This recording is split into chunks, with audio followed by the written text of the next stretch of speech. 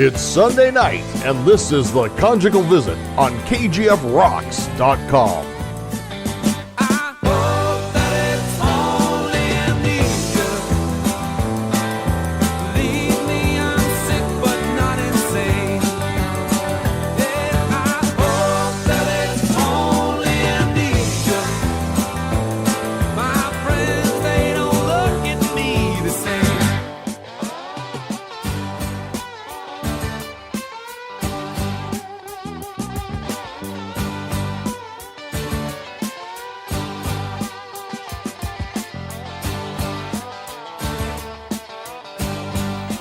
Conjugal Visit Show.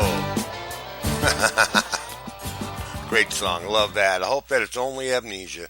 Hey, Guido. Hey, good afternoon, good evening, whatever. Yeah. Can you hear me now? I don't know. Can I? Yeah, there you are. I can hear you now. Would you have me muted? I had you muted. It's, like sticking something in your mouth to shut you up. Hey, welcome to the Conjugal Visit Show. And myself, Free Ride, welcomes you, and my friend Guido on the other side of the earth, over there in Buffalo. And we're broadcasting live from Spreaker. That's right. This is our fourth show since we came back, man. It is our fourth show. And right now, while we're speaking, I know I should have done this earlier, but I'm trying to stream us on YouTube also. And... that would be cool. So you can not only hear us if I get this working, but you can watch us. Yeah, you can interact with us, man. Sure. How good is that? Now, if you want to if you wanted to get in touch with us, you can go through our webpage. Okay, go through the webpage, and just go to the Conjugal Visits page, and scroll down, and just hit the Skype button. Join in the Skype. We'll accept you in. That's all it takes, and we can have us, shoot the shit. So, right. And also, what you can do is if you're on the Conjugal Visits page for Spreaker, you can text us. Yeah, pretty cool.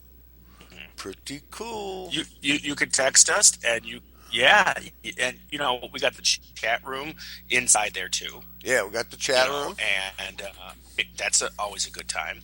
And it's so interactive; it's ridiculous that you don't get involved. Oh yeah. We're really in this, man. It's really cool, and it's really easy to use too. So come in and say hello, and we'll be glad to talk with you. Now, we don't care if you get ignorant. As a matter of fact, we expect you to get ignorant. Sure. So just make sure you do that, okay? So get ignorant with us. It's okay to do that,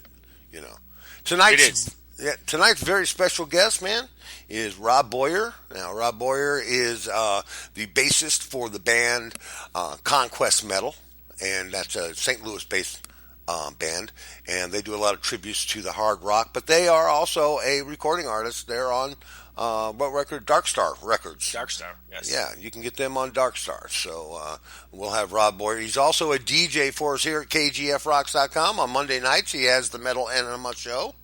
And he is really pretty cool, and he's getting a lot more experienced, and his shows are getting a lot better, every week. Yeah, and definitely. not only that, he plays a nice different mix of music that the other is pretty good. Yeah, and he doesn't play what we typically play on our station. Now, what he has done is changed our algorithm a little bit on the rotation, and there's a lot more metal being played throughout the day on our rotation too. So There's not only the classic rock, but you're also getting a little bit of more metal in the mix because he's actually changing our the way we do things, and it's the algorithm has changed slightly, and it tweaked towards a little bit more metal, a little bit heavier rock on the station. So you want to tune in to our station as well, and that's www.kgfrocks.com. That's right. That's right, right here. Right here. And it's the best place in the world. Oh, yeah. I mean, talk about interactive over at the station, man. I mean, I got to tell you, there's so many things to do. Well, what's cool is that once people get used to the whole idea of being able to be interactive, because not many radio stations or internet radio stations are interactive like we have.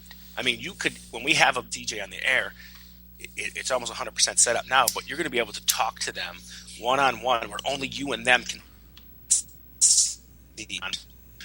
If you put in, in the group chat, you want a dedication to go out to somebody because you don't want nobody else to know, well, now you could do it one-on-one. And only the DJ will see it. Right. And he could chat back with you. And it's amazing. I mean, who else does that? Does KC do that? No. No. Nobody you can talk. You can talk directly to someone with as long as we have somebody around. You can talk with anyone around KGFRocks.com anytime. Right. And I think that's very, very cool. It is very cool, and the fact that you be part of the station is second to none. I mean, who else gives you the ability to basically do your own station? I mean, you control it. You tell us what you want to hear, we play it. You don't want to hear it, we won't play it. I mean, there's so many things that you can do as a fan. Just do it, man. Do it. Just do it. That's right. It's really cool. It's really cool. And, we've worked really hard. Everybody seems to think that this is an easy thing to do. It's not. Okay? I'm going to tell you right now, it's not. I mean, constantly pushing the station and inviting friends and bringing in imaginative ideas to make the change to the station, to make it look good, first of all, and secondly, to bring you the very best in classic rock. Okay, so enough of the plug for the station. Okay, so tonight we're going to be specifically talking throughout the night. You're going to be hit up with a topic of discussion about nipple. What are your preferences when it comes to nipples? Okay, and it's going to be in passing, and throughout the course of the evening, we're going to discuss nipple size, nipple shape. Do women enjoy pecs or man boobs? Have you ever seen a double nipple? Just like a double dimple. So there's a lot of things we can talk about tonight throughout the course of the evening, and of course, if you want to come in and tell us what you think and what you like, please do so. Come into the chat room over on the Spreaker page, or go see us through Skype and let us know. We're KGF Rocks on Skype, okay? Right. We are KGF Rocks on Skype, all right? So check us out, okay? Come in and say hi, and we'll accept you in.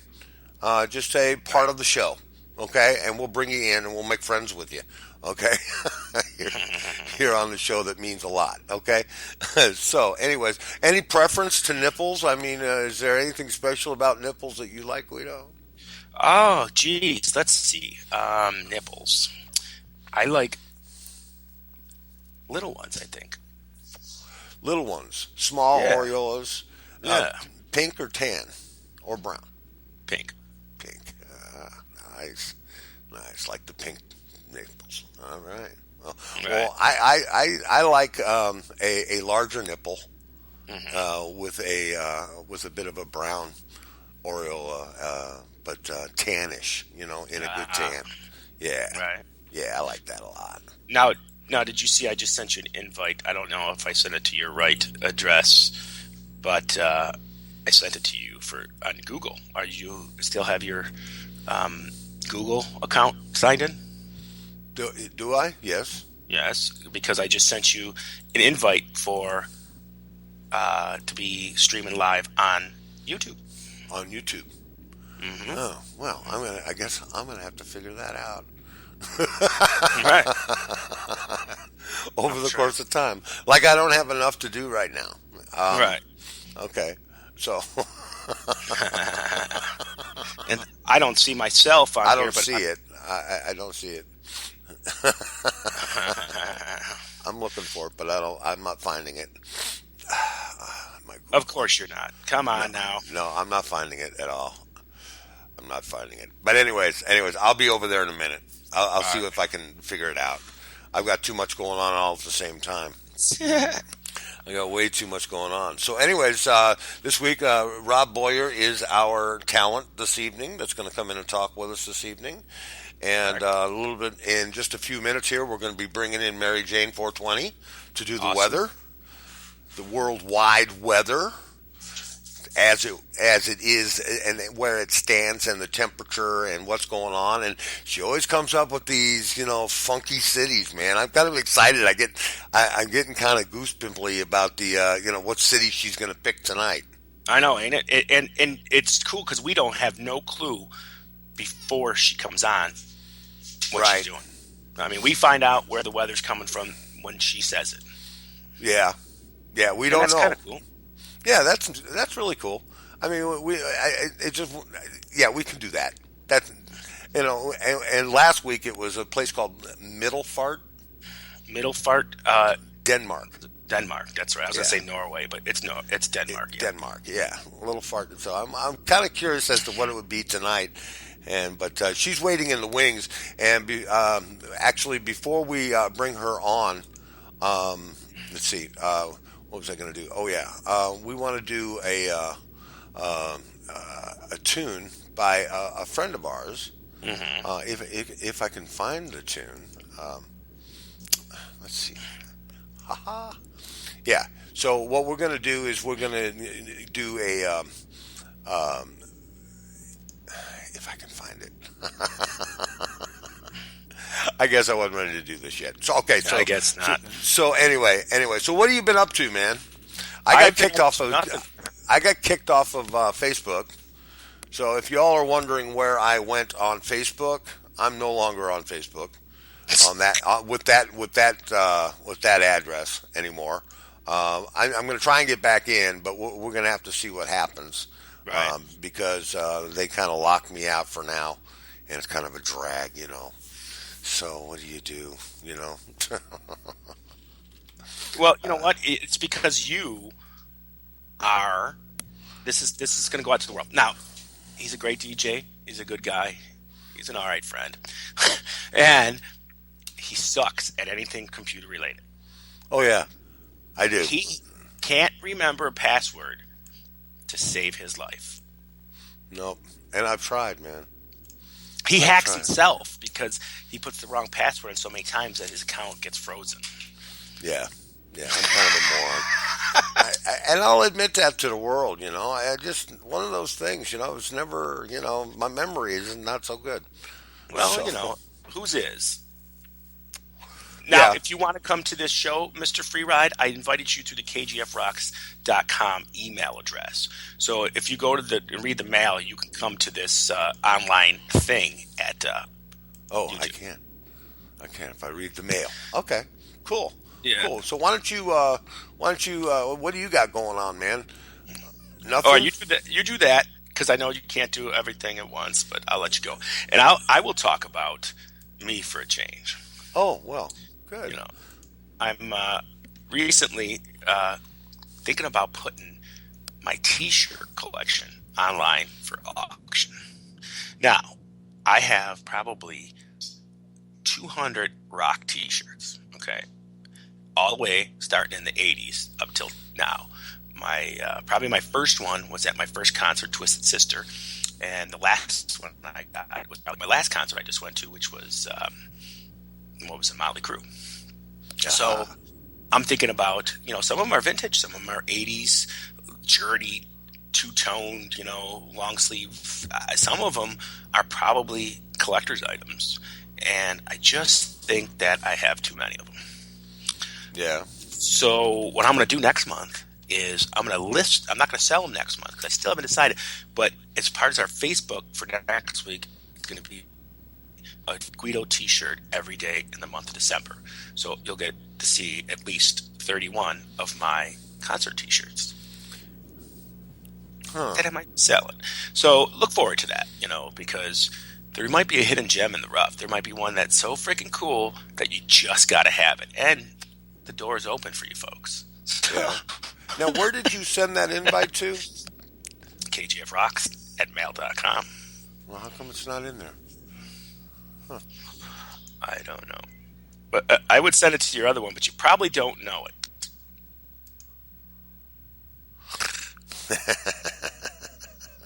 Yeah, they're all definitely all pre-shrunk, pre-drunk and pre-pit stain T-shirts, by the way. Oh, so yeah. some of them have the smell of awesome in them, of course, because I wore them. And others probably have the smell of vomit in them because I also wore them. Right. But, I even have, dude, believe it or not, a Rod Stewart T-shirt. Not cool rock Rod Stewart. Gay fucking American Classics Rod Stewart T-shirt. It's got Rod laying on a couch, all sexy and shit. And yes, I rock that some nights. I do. People like, oh, look at the Rod Stewart. Yeah, okay, bitch, look at the Rod Stewart shirt, okay? Because people don't realize. Most people know Rod Stewart for his, adult contemporary top 40 garbage. Mm-hmm. But he was a rock and roller, man. He was in the Faces. He was. Him and Ronnie Wood put on some fucking some tunes. Stay With Me, one of the greatest classic rock songs of all time. That's right. And then, he went into disco with Do You Think I'm Sexy? And he got a big-ass fat paycheck for that. And he was like, fuck this rock. I ain't making much money off of this.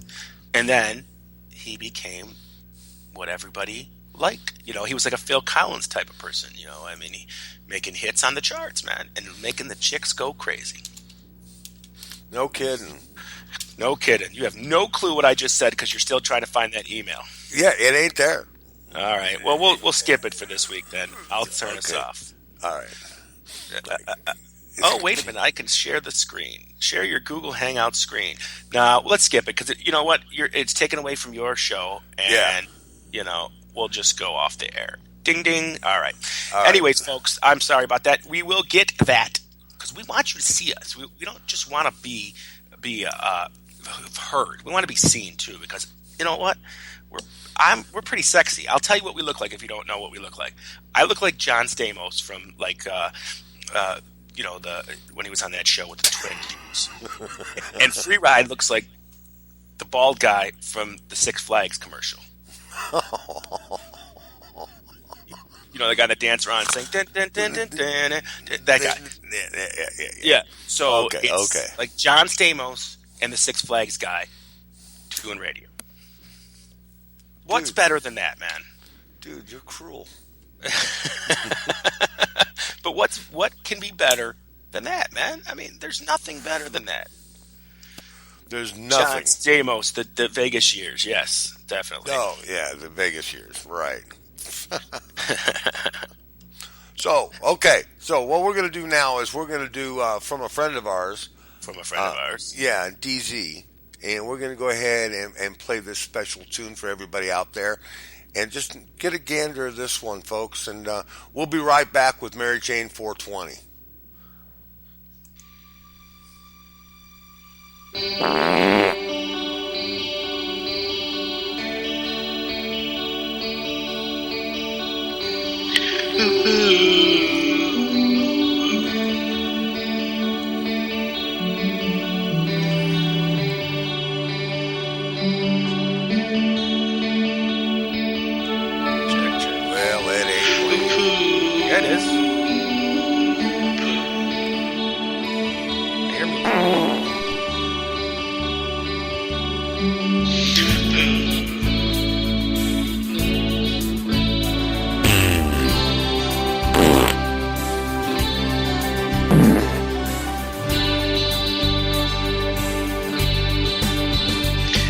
If you want to have some fun, let's play a game.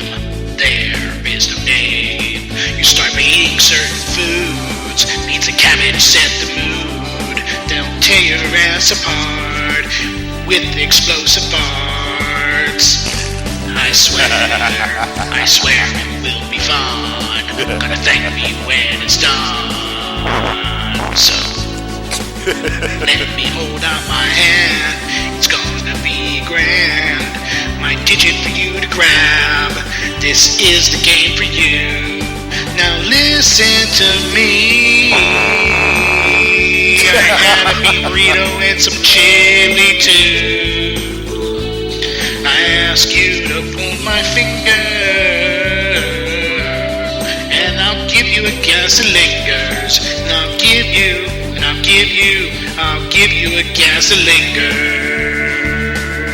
Oh, I thought that lunch was gray. It was sitting on my plate, but I was wrong. I was wrong, and now it's rolling in my mouth. It's getting pretty foul. Starting the Bee Gees, it's gotta be set free. There's something you must do, 'cause I made this just for you. Now listen to me, and now my colon's full of poo. I ask you to pull my finger, and I'll give you a gas that lingers. And I'll give you, and I'll give you, I'll give you a gas that lingers.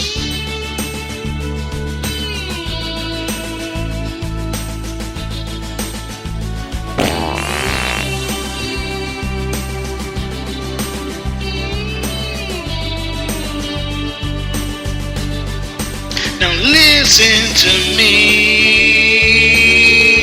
I'm hoping I don't shout anew. I ask you to pull my finger, and I'll give you a gas that lingers. And I'll give you, and I'll give you, I'll give you a gas that lingers. I might have sauced myself, that's true. Asked you to pull my finger, and I'll give you a gas that lingers. And I'll give you, and I'll give you, and I'll give you a gas that lingers.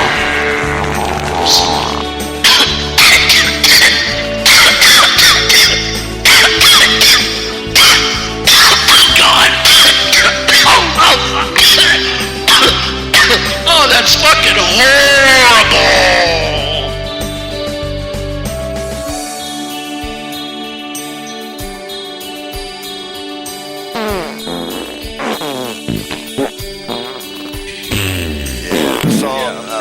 The song is Lingers by DZ, friend of ours from over at the Rock Asylum. And he go ahead and do it. Hey, we got Mary Jane 420 with us. Hi, Mary Jane. Hi. How are you, sweetheart? I'm doing great. Good. I'm gonna say hi too. Hi, Stoner. You guys, Guido is so stoned, just saying. Yeah. I usually get stoned and miss it, you know. Don't go-kart that and puff pass. Puff pass, right? Right. So how are things with you, hon? Everything okay? Everything's good. Good. Living. Good. Yeah. The weather's been really nice here in California. Yeah. So Well, yeah. Ready for nice. Thanksgiving? Are you guys ready to pig out and eat a bunch of Oh, turkey? yeah. Oh, yeah. Yeah. I'm always ready to pig out, but it doesn't have to be Thanksgiving to pig out for me. So No, any day. yeah, any day I'm hungry all the time. So that's what they say. He really is. I got a bottomless pit. I can eat all day. Doesn't bother me a bit.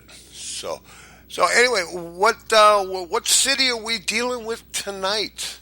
Mary Jane? Okay, well, we are going to do the weather for Whiskey Dick Mountain. Whiskey Dick Mountain. It's east of Ellensburg, and it's in Washington State. Okay. And the weather there is currently 26 degrees, so it's very cold. So if you're out there, be sure to keep your dick covered. Nice. Or your balls will shrivel up, and yeah, that will be all bad. No. And yeah, so Sunday's weather is going to be 33 degrees. Monday's going to be 33. It's going to basically stay in the 30s, late 20, like 27, 26 degrees. Wow. So if you're up in Whiskey Dick Mountain, be sure to dress up warm and yeah, put a sock over the dick. They have those.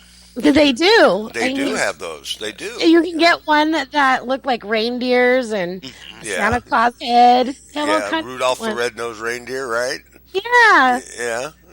I have underwear that are an elephant, and you put your dick in the trunk. See, that's awesome. That's a perfect Yeah. like, stuffing stuff. What is it? Stuffing stuff. I can't even talk because I'm stoned. Yeah. Stop. I also have a pair that say "Home of the Whopper." Have it your way. Have it your way. Home of the Whopper. Yeah. Yeah. Now, forgive me if I'm wrong, but if you've got a whiskey dick, you're just not. You're not performing. I don't think. Are you?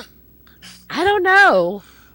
What is whiskey dick? You guys Whiskey. got the dick, so you tell me. Can you Well, guys I don't know. perform- Whenever I drink too much whiskey, I ain't worth a damn in the sack. I'll be honest with you. Really? That's why they have all day Cialis. What about you know? Me? Oh, I can just think about it and I'm good. Yeah. That's all you Yeah. think. Yeah. He just thinks about it. I don't need no, yeah, alcohol sometimes does, I guess. I guess I have to drink hell of a lot, But what used to do it for me was my days of hanging out with Pablo Escobar. Pablo Escobar? Yeah. Yeah. And He's a good friend of yours? Yeah, and when it snowed in July and shit like that was like my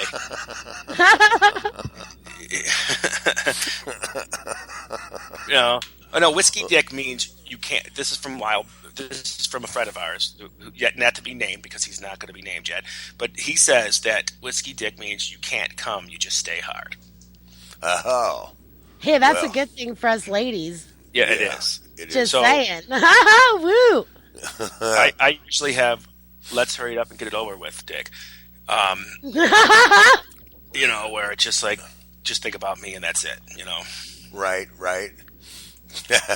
Okay, he said I could say his name. He said I can say his name, and I'm gonna. He said you could say his name? He said I could say his name. Coming soon, we're going to have a special DJ here. He's special in more ways than one, named Wild Bill Hill. And he's coming soon. I think December, I want to say 9th or something like that, but who the fuck knows. And we're going to give you more info about him soon, Mary Jane, so you'd be interested to pay attention to him. Sounds like a plan. Yeah, and I don't know what his dick looks like, but, we could ask him. Screenshot or something, That's what, we should have name the DJ contest. What we'll do is we'll put all the guys up, picture up, but then we'll put their dicks on the bottom, and you got to match the dicks to the face.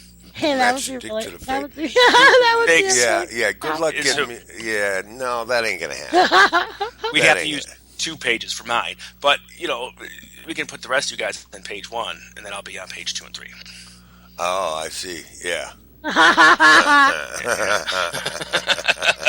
I don't think he likes the sound of that one. I'm Italian from the waist up and African American from the waist down. Yeah. Okay. Holler, please, if you're tuned in. He's not. Yeah. He's not only conceited. He's convinced that he. I am is, convinced, because conceited people think they look good. I know. Yeah. Okay. Confidence is a good thing. It is. Right.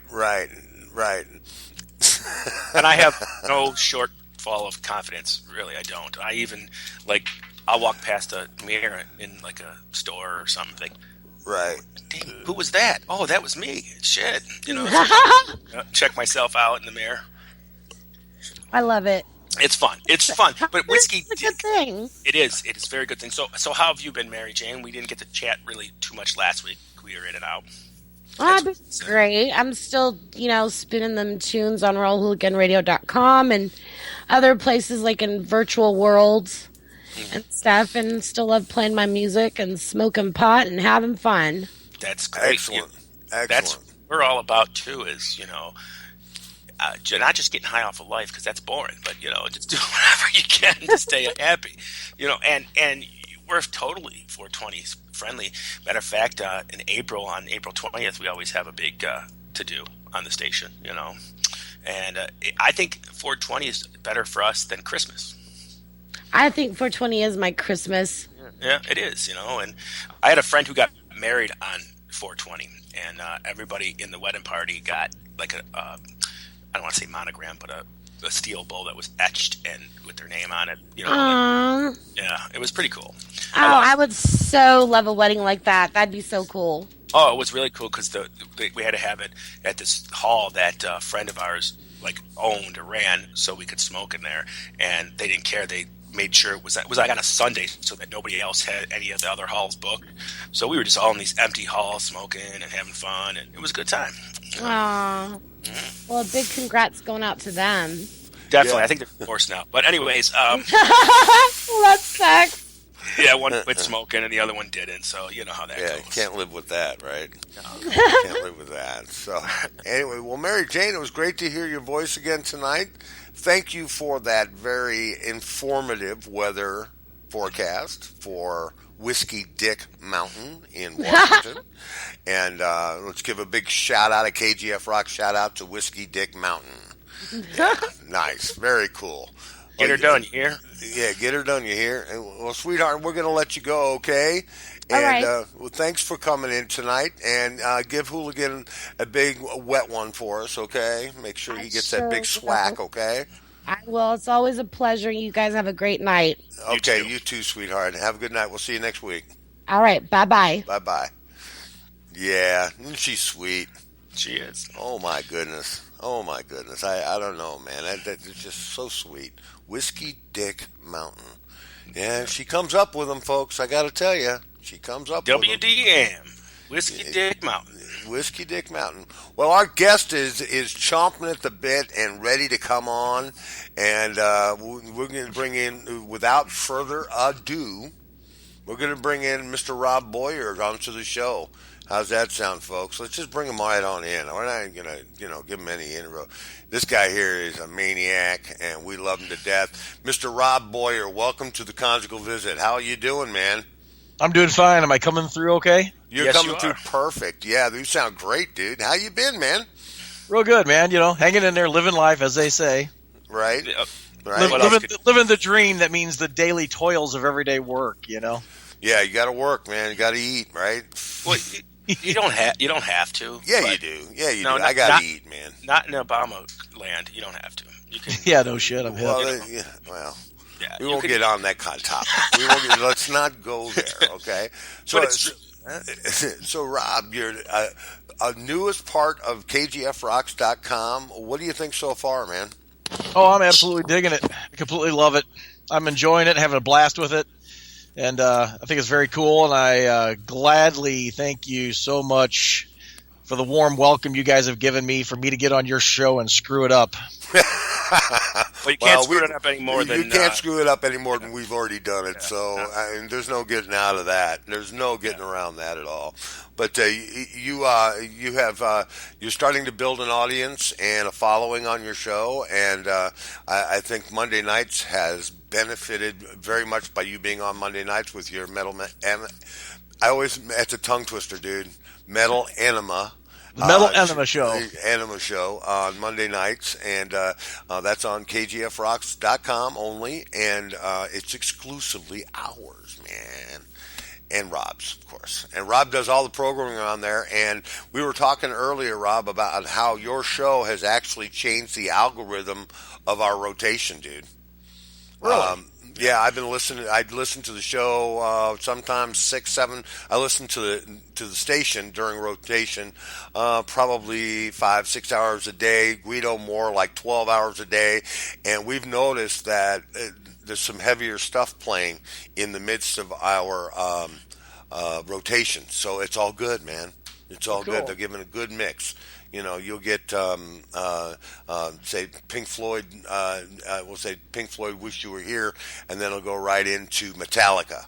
So it's kind of a cool thing, And so Yes. it's changing things up, and people are getting a big variety of what we have to offer at KGF. So how And things? that's fine. That's good too. We needed a little harder edge because sometimes we don't realize that people do like that too. And it's cool to have that. It really is. Don't defile the station's purity too much, No, you're doing fine, man. We appreciate it.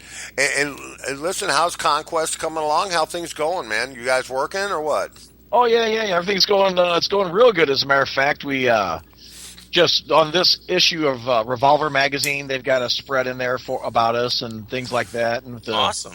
the new Under the Influence CD that's out now, and so some cool stuff popping. We just did a really nice show up in at the Q Bar, it's called. It's up in Chicago. Worked with another band up there called Black, and it was a blast. And we do it as we want to do it. That's a good thing about in our age bracket, for sake of argument. We play the shows as we want to play the shows, and we're just having a blast with it, man. That's how it is. We all have our real life. We all have our real jobs. We have this, we have that, and we play the music too. And fortunately for us, we're actually able to sell our music around the world too, and that kind of helps. So I'm sure. Yep. Yeah, and it does. And I listened to your stuff too, and on YouTube watched it, and it's pretty energetic music. And do you find it like you said before, at your age and that, when you were younger, it was maybe a little easier to play that style of metal? Does it get harder as you get older, or is it just the same? Honestly, this is what I was telling the guy last night. I actually played a show. I do cover band stuff here and there, and there's a band in St. Louis I play with in between called Drool. And it's high energy, harder edged music, more of your Korn, your Chevelle, your Rage Against the Machine. It's that type of music, And we were talking to the end of the night, man, and friend of mine's talking, and he's like, man, he goes, as I'm getting older, he goes, I'm kind of starting to feel shit, feel like the aches of the bones and things like that. You feel that? I said, dude, I've felt like shit since I've been 18 years old. I have never changed. Right. So I still feel like I'm 18 years old, man, even though I'm 52, Right. So, it doesn't. And that's cool. I was just going to say, I have as much energy now as I did when I was a kid, man. I'm just blessed with it, I guess. That means probably in 4 months I'll probably just keel over and be gone or something. No, I've always had good energy levels, man, and all of us guys in the band. I mean, when we hit the stage, man, we burn. We from the moment we get on to the moment we get off. That's why a lot of times a lot of bands we work with are the younger cats. They're like, shit. I'm like, hey, man, it is what it is. You love what you do. You get up there and you play to the audience, and you give them everything that they're paying their nickel for. Yeah, right. And and what else is true to that is, do you really love it? I mean, you could have, 10 years ago said, to hell with it, and hung up your bass, and said, it's just not there for me anymore. It's not in your soul. So as long as it's in your soul, play it, right?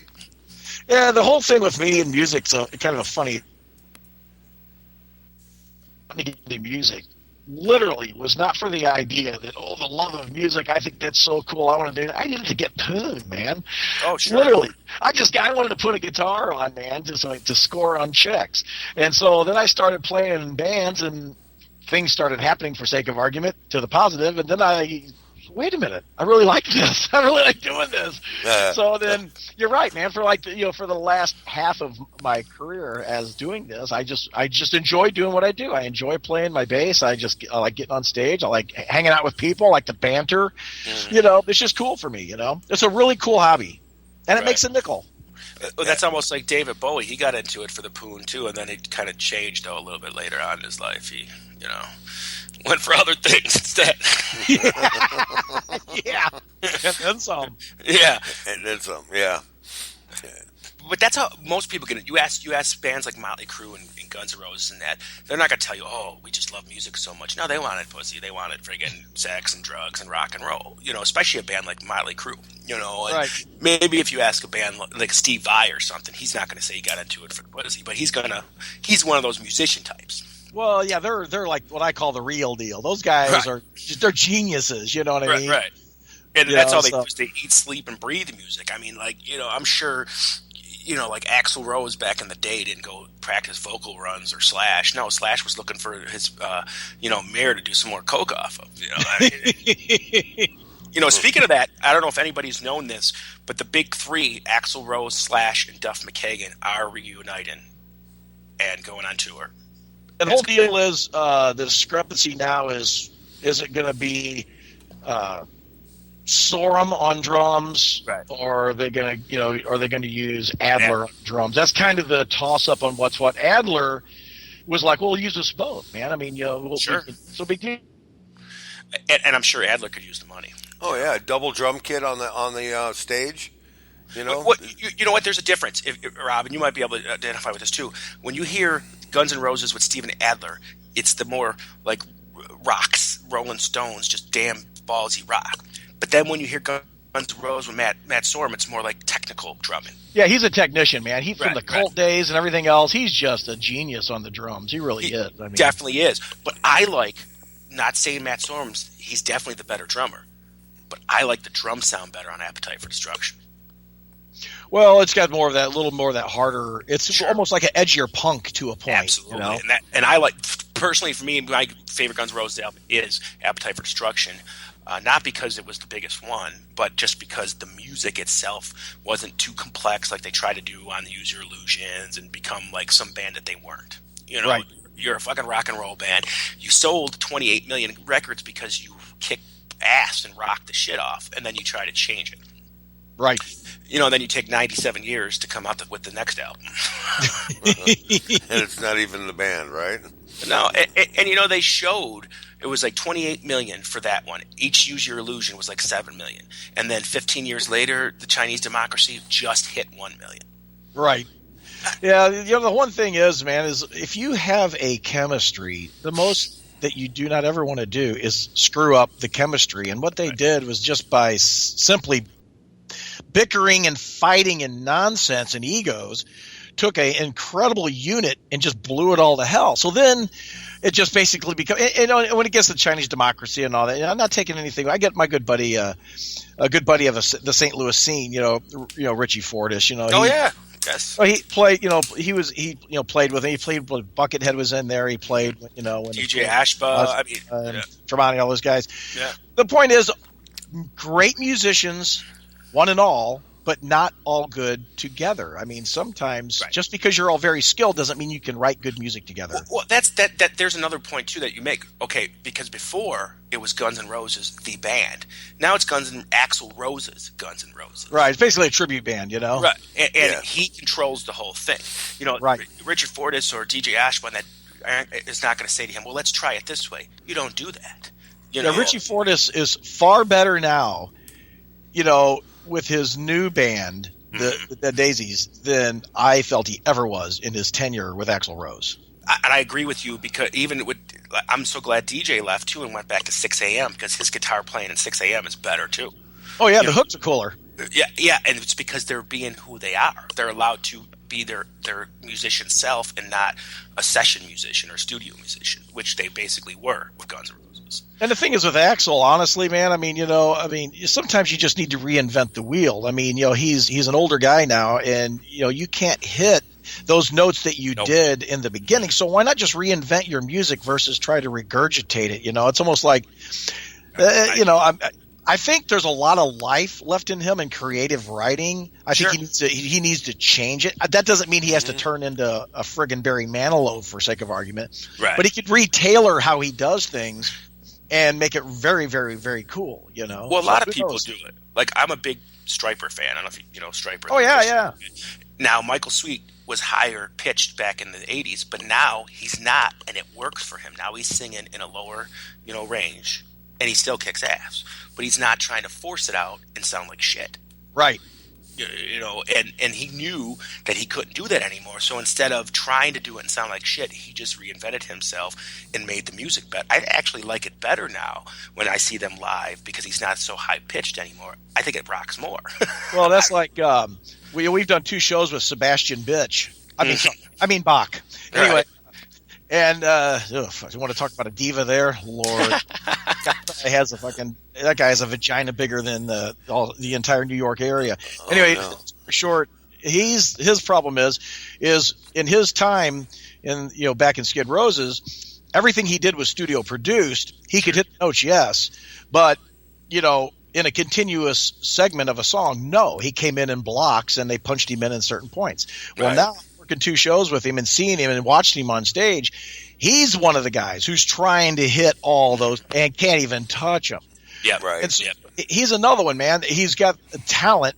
He can still pull a lot of really cool shit off. And I love going to his, of course I'm there. I'm playing him, but he's cool to watch on stage. He's got everything you want, except he doesn't have the voice he did when he was in his 20s. He's the same guy, man. If he would retailor how he puts his vocals out there, his new stuff would be incredible, you know, but he won't. It's an ego thing. That's like him and all those guys, man. It's like, well, Paul Stanley's the same way. Yeah.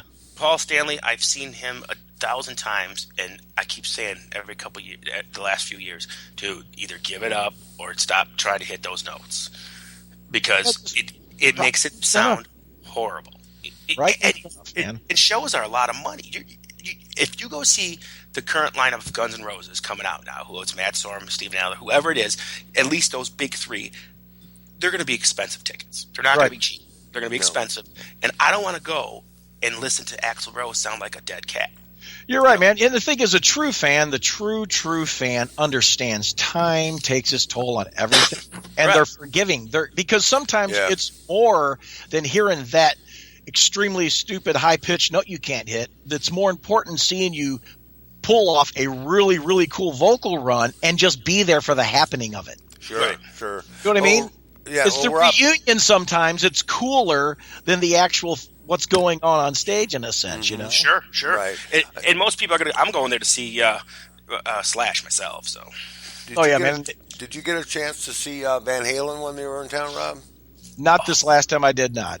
I saw him in Buffalo, and I thought that they sucked. I am one of the biggest Van Halen fans in the world, and I wanted to punch David Lee Roth in the face. I really did. Okay, and I'll tell you, I give you my synopsis of it. They brought their own sound system. They didn't use the Place's sound system, and it sucked. It sounded so loud I couldn't even hear anything. Okay. David Lee Roth sounded like Liza fucking Minnelli sang. He changed his clothes more than he sang.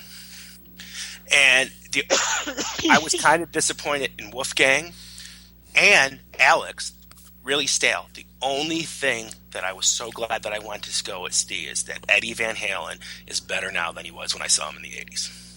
Oh, I believe that, man. He's off the sauce, you know, as compared to what he was then. Yeah. And that's the only saving grace of the whole show. The only thing I tell you honestly, man, that I do give high kudos to David Roth for, man. One thing David Lee Roth did, and I totally respect him for this, is when he was on national television and bashed his friggin' nose with that mic. With the mic stand? Any one of these other divas would have walked off the segment. They would have shut it down. He walked back, threw a big old goofy Band-Aid on his nose, came out and told the crowd, "Hey, I just bashed the fuck out of my nose. We're gonna restart this." And he did. Now that I do give him credit for. Yeah, I give him kudos for that, and I think I give him kudos just for being 64 years old and still getting up there and doing his best. And you know what? The show must go on. And by God, they made a commitment to be Van Halen again. And I give him kudos for the effort. I mean, going on tour is not easy. You know that, Rob, from experience. Oh. And especially when, what were they, 140 cities? I mean, for crying out loud, man, that's exhausting. 64-year-old man. It's almost like the Stones going on in concert. I mean, I just... Yeah, but when you go see the Stones, Mick Jagger doesn't sound horrible.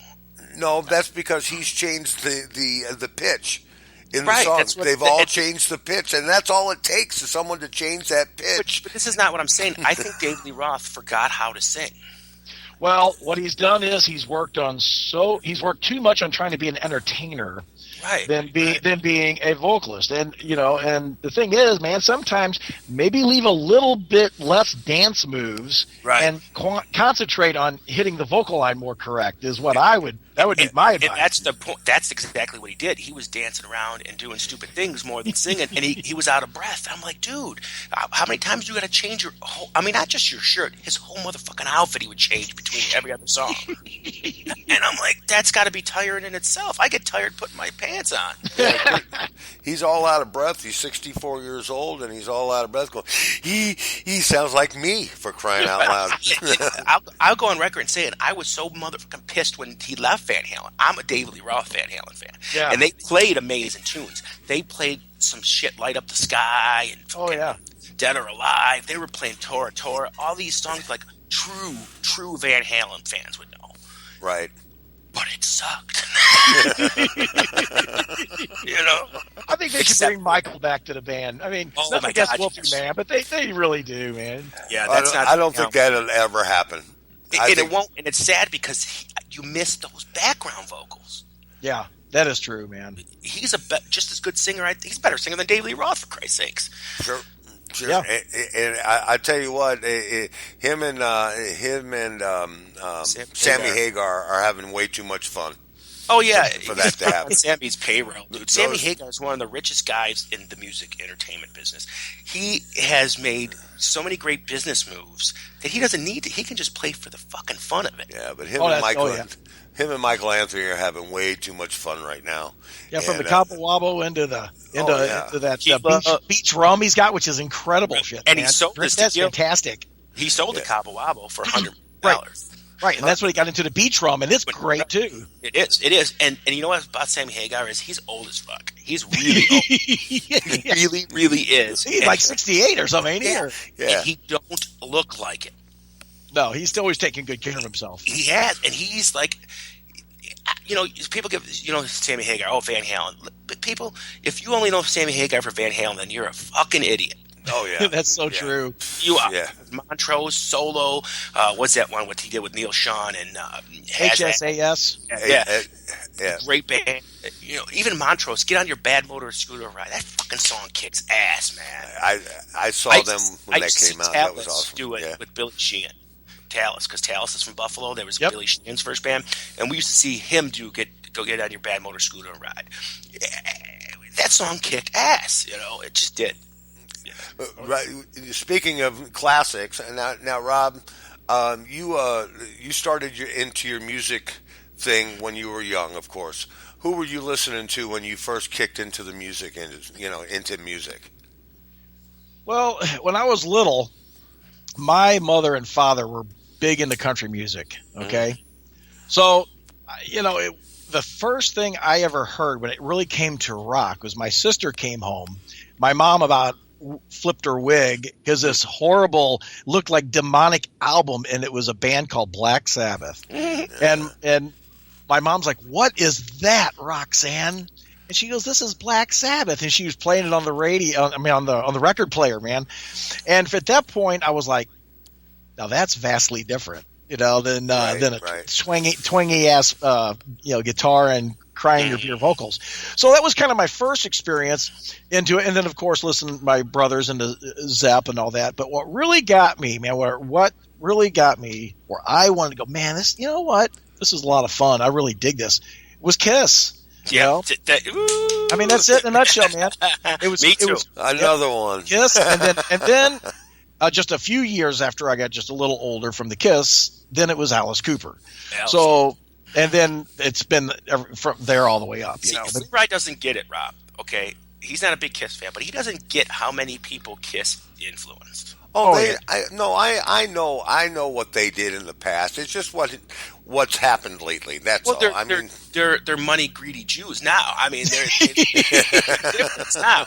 No, they're not doing it for Kiss. Really did do it for rock and roll back then, right? Until Bill Aucoin's management showed them, look, we can get color forms and fucking Kiss Play-Doh and Kiss lunchboxes. You're playing Kiss shit, right? And then all of a sudden they're like, holy frick, we're making more money off these toys than we are off the records. So their whole idea, their albums became less and less to me, but their merchandise started rising. You know what I'm saying? Right. Like, if you listen to my favorite Kiss album of all time, which is Love Gun, okay? Right. And put it up against something in the 80s, it's not the same, man. It is not the same. It's totally different. It was what they wanted to do. In the 80s, they were trying to go with what was trendy. Right. When they did that goofball, tried to match the disco era shit. I was made for you, loving you, baby. That's when I was done. That's it. History over. See you, bye. Yeah, they ruined a lot of fans with that one. But you said somebody else that I'm very Alice Cooper. Alice Cooper's another one of those people that people forget about. Sold just as many records as Sabbath and Led Zeppelin back in the day. He was a monster back then. Madman in the 70s. Yeah. I remember when I was growing up. The heart up, of the love movement of the 60s. It really was. It was more Ted Nugent. I mean, Ted Nugent just rocked it.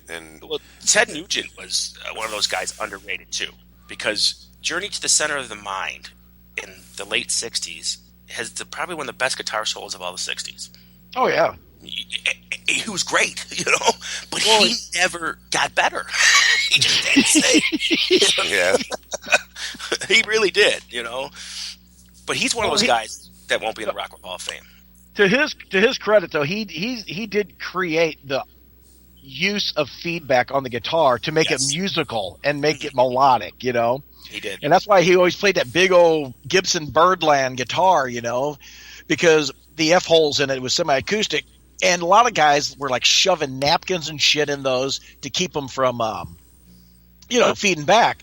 But Nuge, Ted was like, whoa, I need that. I can use that, And so, I mean, he was an innovator, man. I tell you, I will say that about Ted, man. He was an innovator, in his writing, He was. And, he went through a long period of time, too, from Amboy Dukes to, maybe it was Free For All, where he didn't have any fucking radio player hits. Right. And then all of a sudden he was back on top again, and then the 80s came and he did not handle it. Yeah, I watched a really cool documentary. As a matter of fact, it was on Rush, and they were talking about in that time frame, and they were talking about we toured constantly because we could get no radio support, and we always toured. And he always matched us with Ted Nugent because he was in the same boat we was. Right. And it's pretty wild. And then going back to what happened to Rush, how they got noticed was because when they started doing Working Man, it was such a long song that the DJs would use it for bathroom breaks. Oh wow! Okay, it's a true story, man. And we throw that on, man. Well, fuck, man, we got a good 7-8 minutes. We can go to the restroom and then come back, and then it started picking up for them. And then people, what?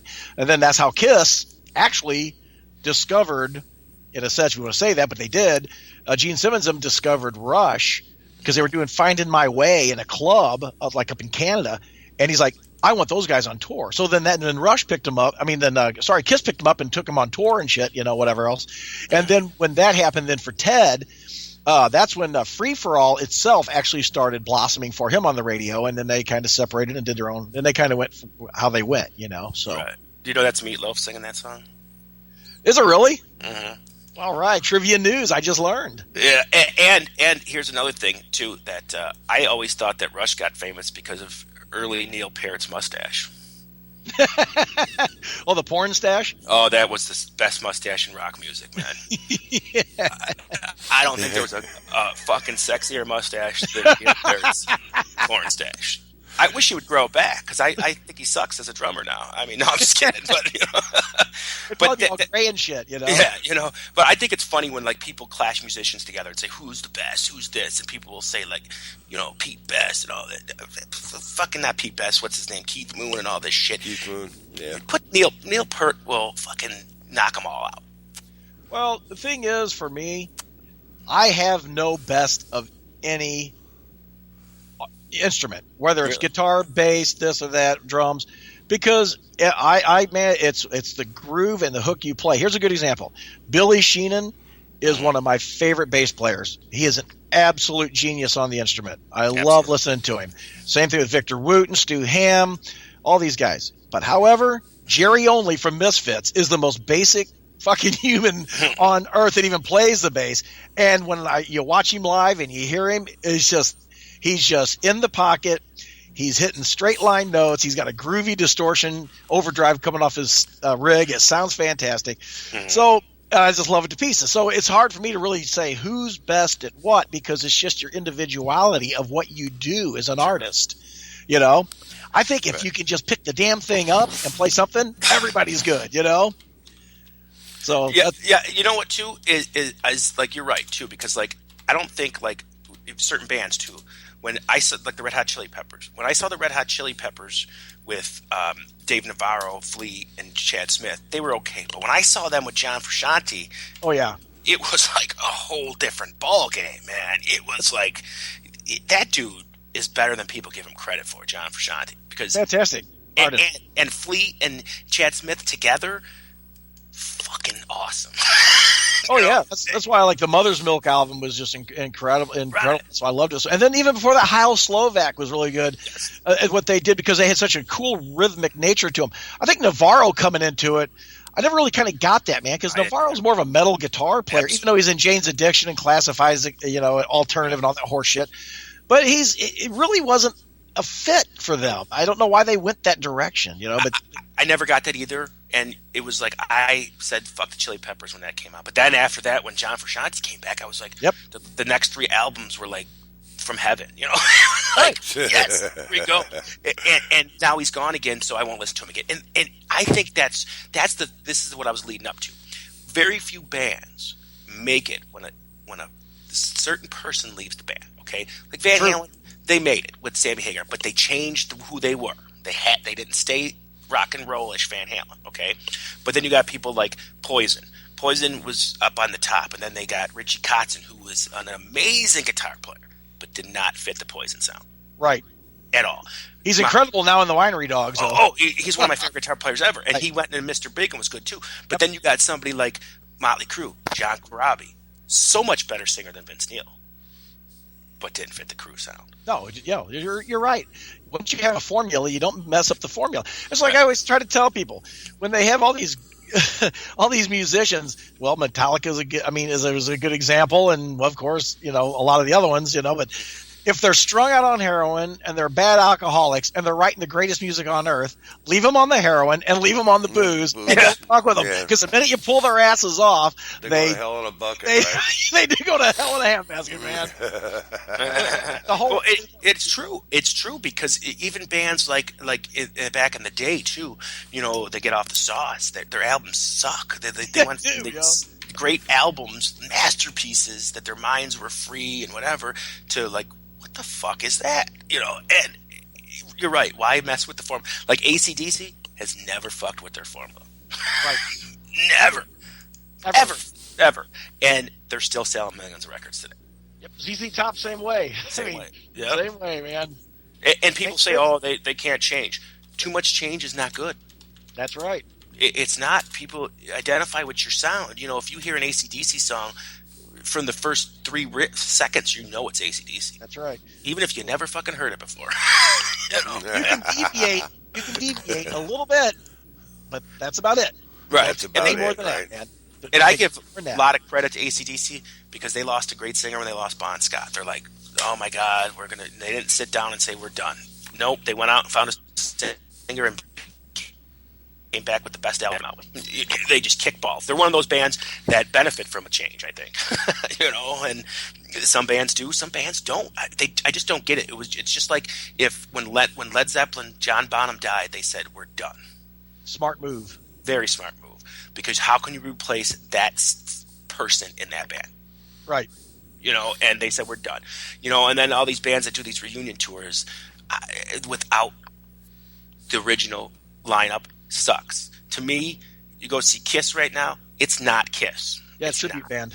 Right. Now, Eric Singer and Tommy Thayer are better than the other 2 original members. True. They are. They really are. But they're still not Ace Frehley and Peter Criss. Ace Frehley's just like a persona, dude. You know what I mean? Right. He's just, you see Ace Frehley. I saw Ace Frehley one time in a solo, and he's drinking this bottle of water, and he's just fucking drinking it. All of a sudden, he forgets they're playing Love Gun. He's playing Shock Me. So he throws this bottle of water out in the crowd, and it was straight up vodka. So he just played St. Louis, and he was incredible, man. Was he? Yeah. Well, I guess being sober has helped him out now. But yeah, he just played. But it's probably about, about maybe a month ago. Yeah, he came to Buffalo too, not that long ago, and same thing. I saw him, and he was better this time because he I forgot actually how good he really is. Like talented. It's he's not that one of those guys, like he's not a Steve Vai or a Eddie Van Halen, but he can rock you, man. He's a great hook writer. Mm-hmm. Sometimes you get lost in the notes, and trust me, I dig shredders, but sometimes when you get what I call math rock, and I make references that on the show if I play like Racer X, or I always tell the guys, okay, we got some math rock coming up, because there's so many blistering notes. You almost have to get a college education to understand what the hell they're even doing. You know what I mean? It's just right. So sometimes Paul Gilbert's not normal, right? So sometimes you get lost in the blur of notes, and guys, but even though it's cool if you know how to groove while you're doing it, But Ace Frehley, the thing about him is he was a very minimalist lead player, right? But he had cool hooks in his lead, so you remember that phrasing. You always phrasing. And it's the same thing with his rhythm writing, with his rhythmics, a really, really cool groovy rhythmics, So No, he did. He knew what his ability was, and he flaunted and used it. But Free's not even in this conversation. Come on in, Free. Oh, I'm good. I'm having a. You sent me some music over, and I can't find it. So I've been working on that since you guys started talking. And you guys are the pinnacle when it comes to rock and roll. So I mean, who am I to jump in here? Like I'll just add one more note to that on as far as like you said, shredding and whatever. And sometimes it gets over the top because I seen Paul Gilbert play with Mr. Big, and him and Billy Sheehan trading licks and whatever, and it was great. Then I saw Paul Gilbert on his own, and after a while, I kind of got bored. Oh yeah, like I said, you just get lost in the blur of notes. Right. But there's Steve Vai. I've seen him 8 times, and I've never fucking been bored. Last time, my hair was standing up on my arm, man. It was like, oh my God, I want to fuck this dude, and it was. I mean, he was that good, and Steve Vai. I'm not gay. I'm going on record. I'm not gay. When Steve Vai, he looked in the 80s, I might have been gay, man. He played, and he looked like so cool all the time. I don't know. Steve Vai is he has that history from orchestral writing, I call it, coming from Zappa, Mm-hmm. And so his way of writing is a whole different type of style. I mean, because it's more composing in a sense. I mean, it all is composing, of course, but it's more of he goes for that what I call the English melodic argument in his writing style versus Gilbert. Gilbert's a rocker shredder, where Vai wants to create blocks and segments in his writing, so everything cascades into the other, and it all plays out like it's one novel. I mean, that's the best way to put it. His writing style, It makes sense. It absolutely makes sense, and you're right because Paul Gilbert is that shredder, and not to say Gilbert's better than Vai or Vai's better than Gilbert. They're both amazing in their own right. But then you throw somebody like Richie Kotzen in there, who's really an amazing blues guitar player. Yes, who can and a also badass singer. Shred. Oh, hands down, I think he sings better than he plays, actually. No doubt. I heard a song of him one time, and I was just running through music, and I'm listening to this song, and I'm like, that sounds like Chris Cornell. I said, I never heard Chris Cornell do this song. Then I looked at him, like, Richie Kotzen, holy shit, And I'm like, the Winery Dogs, that trio is the best band going out right now. Oh, yeah. Mike Portnoy, damn, he is a drummer, man. Yep. Ugh. I want to see them so bad, and it's funny because Billy Sheehan's from Buffalo, and they never come to Buffalo. I don't fucking get it. As they say, you never have enough love in your own hometown, right? So you have to go to other hometowns. You have to go to other hometowns to find out where the talent's going, right? That's right. Well, here in St. Louis, in this area, we reside here, but even though we do shows here and we have fun, we don't get nothing compared to what we get in Chicago and Indianapolis. Really? Like Memphis. I mean, it's incredible. I mean, it's just that people are always asking us for sake of argument, why don't you hear much? Why are you always, I said, well, it's a difference. Here in my area, the terrestrial radio will show zero love to any original artist, period. Nope. Unless you pay them for them to play your song. Right. And MS Broadcasting is bad for that. Right. Well, that's the same way in Buffalo because the Goo Goo Dolls are from Buffalo, okay? Radio here would never play the Goo Goo Dolls. As soon as they hit mainstream, Buffalo's own Goo Goo Dolls. I'm like, what? Fuck you! You wouldn't dare play a Goo Goo Dolls song. Now you're going to exactly play how it. it is here. And it's so stupid because instead of these fucking stations and clubs promoting outside bands, why not promote who lives in your damn community? You know what I think it is, honestly? I think it's in my area. I can say this. I think it's a lot of the damn DJs that are jealous because they never actually got to do something with music, and they're just absolute pricks about it. I really do, man, because it's not just like for us. It's like a lot of really good, original artists that come out of this area. And like I said, the terrestrial radio will give them nothing. But however, Chicago plays us on their format regularly. Out in California, we're played all the time on regular format, and this and that. And it's just they won't do nothing here. And so a lot of us, instead of just bitching about it, we just say, hey, man, we just play other cities where we get the love we want. And that's what we do. And we're happy to do it, So it just kind of goes back, like you said, with the Goo Goo Dolls in Buffalo, man. I mean, they just, I don't get it. I don't get it. I don't get it either. And it's funny now because anytime Buffalo does something, Buffalo's Goo Goo Dolls. Yeah, now you like them. I mean, I was going to see them when I was younger. You know, we were always going to see them. They were popular here on the scene in Buffalo, in the clubs and stuff like that. And radio never paid attention to it. I mean, they would pack freaking, concert halls that held 1,000, 1,200, 1,500 people every night, three nights a week. And radio wouldn't play them. The local talk shows wouldn't have them on. But now, once they started selling millions of records, all of a sudden, Buffalo's hometown band. No, fuck off. Well, that's like Queensryche. Queensryche had to tell everybody in Seattle that they were from New York so that they would get attention. Even though they're homeboys from Seattle. Seattle radio would never play their shit. When they came up with Queen of the Reich and all that first started, it took until Mind Crime before they would actually, I think they'd play, then they'd play like Silent Lucidity or something, But they had to tell people, hey, we're from New York, whatever, and they're actually from down the street. You know what I mean? Yeah, right down the street, right. Yeah, so people would be like intrigued by them. Hey, let's go hear this New York band, Yeah. You know what's funny about Seattle? We had Jimi Hendrix came from Seattle, Queensryche, and then Nirvana. What a mix that is. It's like, what happened? Right, exactly. Yeah, what happened? I'm sorry, man. I know I aggravate a lot of people, but I am not a Nirvana guy. I'm not either. And I'm a Dave Grohl guy. Dave Grohl is amazing musician. But I'm not a Nirvana guy. No, I'm not a huge on Nirvana. No. Kurt Cobain blowing his head off was the best thing that ever happened to Dave Grohl, in my opinion. Actually, that's true. It is. I mean, it's true, man. I'm kind of cold-hearted to say so, but that's Guido. What the hell? Yeah, but there's only one band from the grunge era that I actually liked, and you may or not agree with me, but it was Pearl Jam. Oh, no, I always liked Pearl Jam. Yeah, I always liked Pearl Jam, too. I think they got too commercialized, though. I think Pearl Jam got overly commercialized. No, they were the ones that were like, fuck Ticketmaster. Yeah. They lost so much money because they wouldn't be commercial. They stopped making videos. They stopped releasing singles to the radio. Right.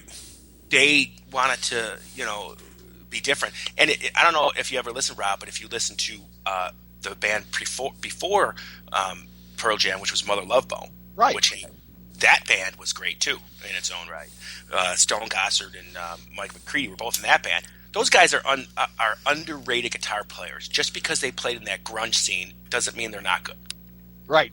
That's like saying Jerry Cantrell is not good from Alice in Chains. That's stupid. Oh yeah, he is, because he was the backbone of the band. Alternative label. That's the thing that's the biggest bitch. Is what Nirvana did was label the rest of the real musicians. Right. And I'm not saying I should phrase this differently. What Kurt Cobain did was labeled the rest of the real musicians as being these alternative, quasi-punk, schlossy guitar, blah, blah, blah. But it's all bullshit, man. A lot of those guys are just brilliant. Yeah, they are. And the band for me that brought punk back to the mainstream is, for me, and will always be Green Day. Yeah. And they were a little different. But you're right. You did have some good musicians in those bands back then. But they were getting overshadowed because they weren't writing fucking Teen Spirit. Right. Yeah. Mm-hmm. Right. Which I don't write songs, but I could probably write Teen Spirit.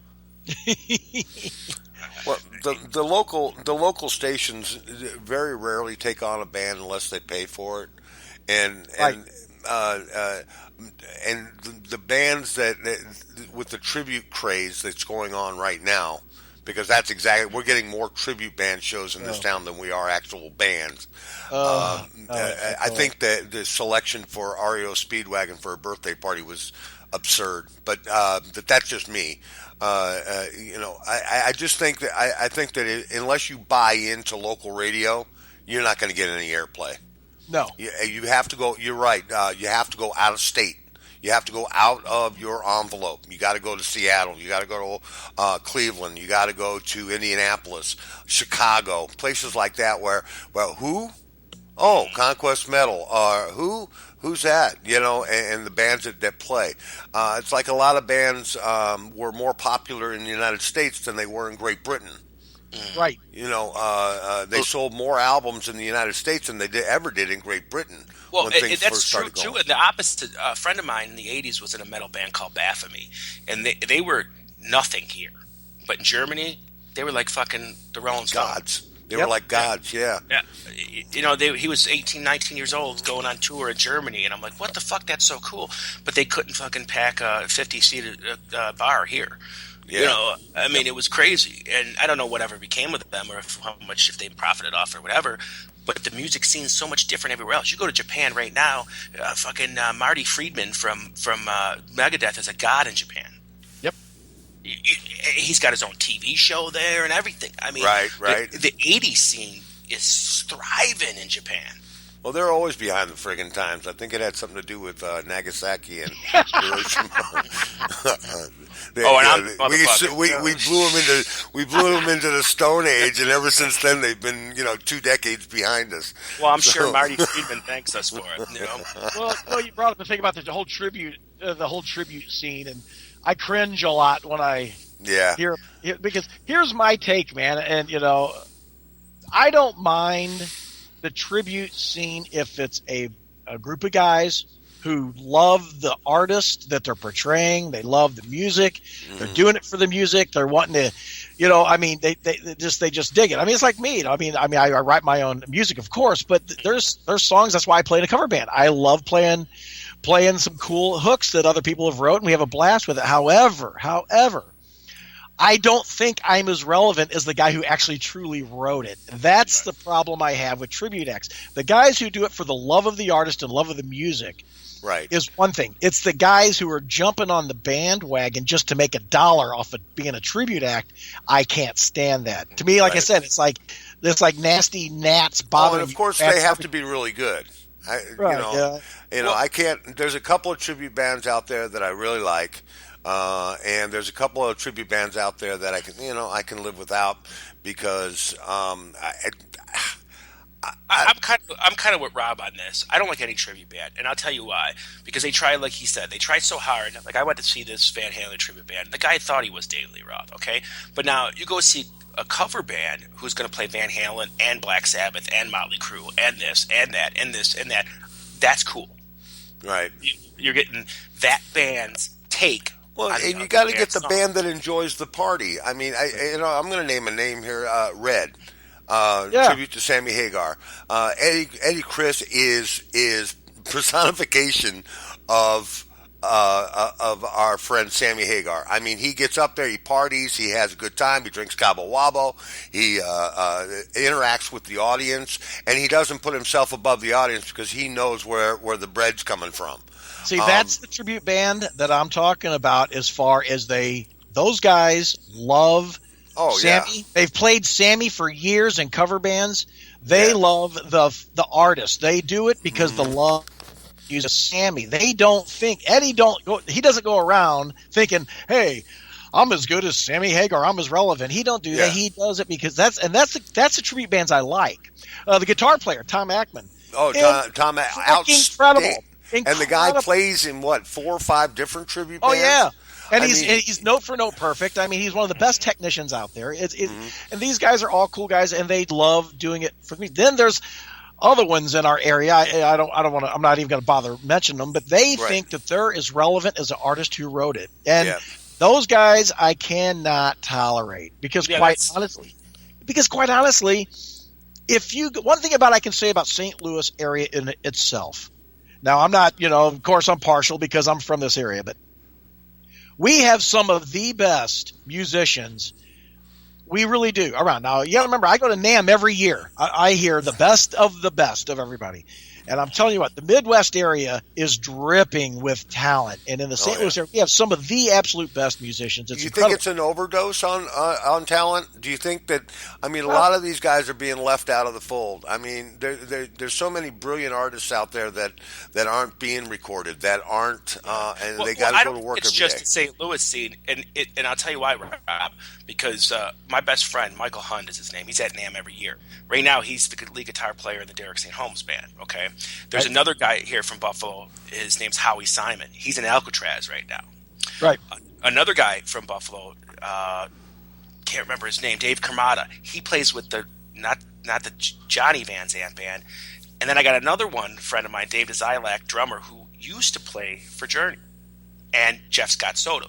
So I think there's so many musicians, and I'm not saying yours are better than mine or mine are better. No. I'm just saying there's so many great ones out there. And there's so many shitty ones that are making money. Right. That's exactly it. Yeah. Hit it right on the head, man. I mean, like we'll get back to Kurt Cobain. I could play guitar better on my Mickey Mouse guitar. Okay. Matter of fact, when Nirvana went on tour, they had a secret guitar player. Oh yeah. You know, that played behind the scenes, that played behind him. You know, I will say that, okay, he hit the nerve of America at that point. Everybody was tired of the party and, you know, the 80s music, sex, drugs, rock and roll. You know what I mean? They were tired of that. The youth of that time period wasn't that, you know? So he got lucky, is in my opinion. But there's so many shitty musicians that are famous. So many. Here's the deal on that, and there's something to be said about that, because, as a matter of fact, it was last year, me and the guys, we were sitting at the bar at Outback Steakhouse in Anaheim, and we're in California, and we're talking to a producer. We're all just NAMM was over. We're all eating something, getting ready, then we're going to all head back to the Hilton for the after party, you know. But we're all sitting there and we're talking about it, and I asked him, and I brought that up when I said earlier. I said, man, you know what? I live in the Midwest, but we are dripping with talent. We have so many great musicians here, and just why haven't you guys ever ventured into other areas than what's here in L.A.? And he just looked at me and he goes, Rob, he goes, it's very simple. If there's not a career in your backyard, move your backyard. He goes, we would love for all this influx of musicians to come out here, because quite honestly, you know, we get stale too. You know, we get the big revolving circle of the same guys. We'd like to have fresh faces in this. He goes, but we're not going to move and come down there. You got to come to us. So that's what happened. You mentioned a comment about a lot of bad musicians who make it too, because sometimes those bastards are already there and they get picked up because it is what it is. But go ahead. It's luck. It's luck. It is luck, and on top of that, I mean, but it didn't used to be. It used to be you'd go to the wax store or the recording store, and you would record a 45 disc, and you would go out and you would go from radio station to radio station and say, play my shit, please play my stuff, and not get paid for it. And get it out there. And then all of a sudden, a record producer hears your song on the radio. And that's how a lot of Johnny Cash got his start that way. Well, yeah, there is a lot of things that's that happen the way like it that. used Elvis to be. Presley, but it's not that way anymore. Right, no one's looking for new talent. No, Elvis Presley went in to record a song for his mom for her birthday, and the lady in the recording studio said, holy shit, and then recorded it on another machine, played it for her boss when he got back, and he said, holy shit, you know, and signed him, you know, because that's how it used to be back then. You're right, but back then in the 50s and that, there wasn't a flux of musicians going. There wasn't. Right. You know, the 80s, when the 80s came, that's when the flush of musicians came, I believe. I mean, everybody wanted to be in a band in the 80s, you know, and it flooded. And even now with the onset of YouTube, for sake of argument, I don't care how good you are as a musician. Somewhere in Asia, there's a 9-year-old kid that's 1,000 times better. Right. You know what I mean? It's just because with the onset of YouTube, now everybody has free guitar lessons, free bass lessons, free drum lessons, free vocal. They have everything free. I wish I had. Everybody's. I mean, and I'm not talking average. I'm talking.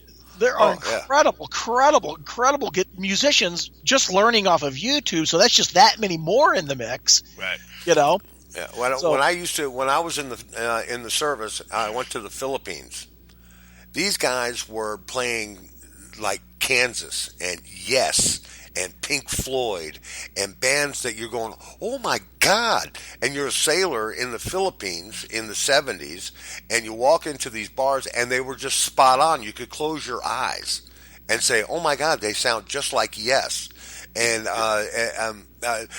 But that's all around the world, man. There's talent everywhere. And you've got to make a name for yourself. That's why these shows that are on television are so popular. Right. Well, Journey proved that to be right too. They found their replacements for Steve O'Jerry on YouTube. Yeah. You know, on YouTube. And he was from.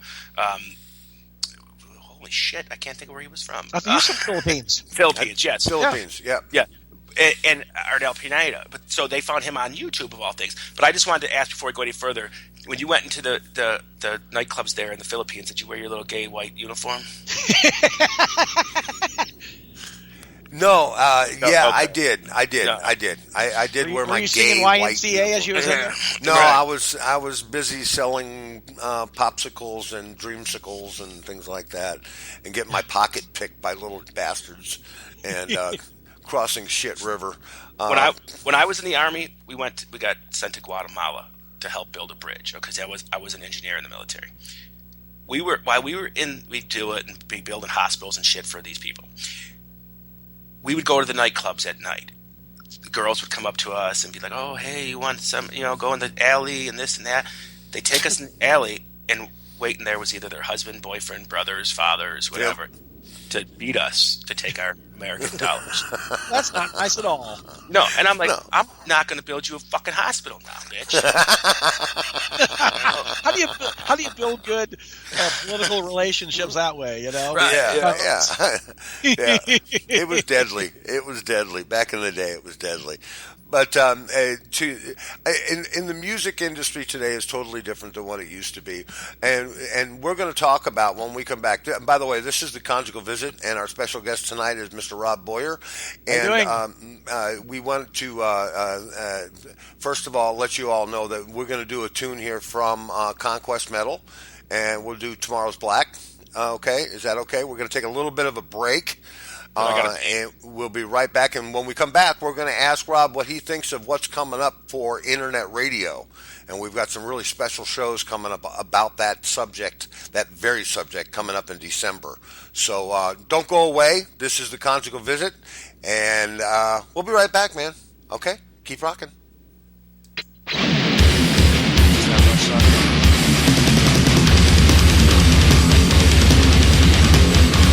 Yeah. Good That's stuff. a little thrashy. You know what the hell? Yeah, a little Warms the thrashy. blood up a little bit. Yeah, get your blood boiling.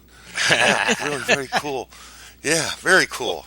But listen, we're in KGFRocks.com, and a lot of other radio stations out there are in the midst of something really big coming down after the first of the year. What's happening is BMI, who owns iHeartRadio, right, Guido?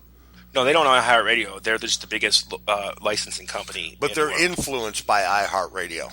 Right. And our royalties, we pay a flat fee for our royalties. But what's coming up is they're working on increasing those royalties to the point that little guys like us can't survive. And what we're doing is we're putting together a show for the 6th of December, I think it was, wasn't it? Yeah, yes. Yeah, the 6th of December.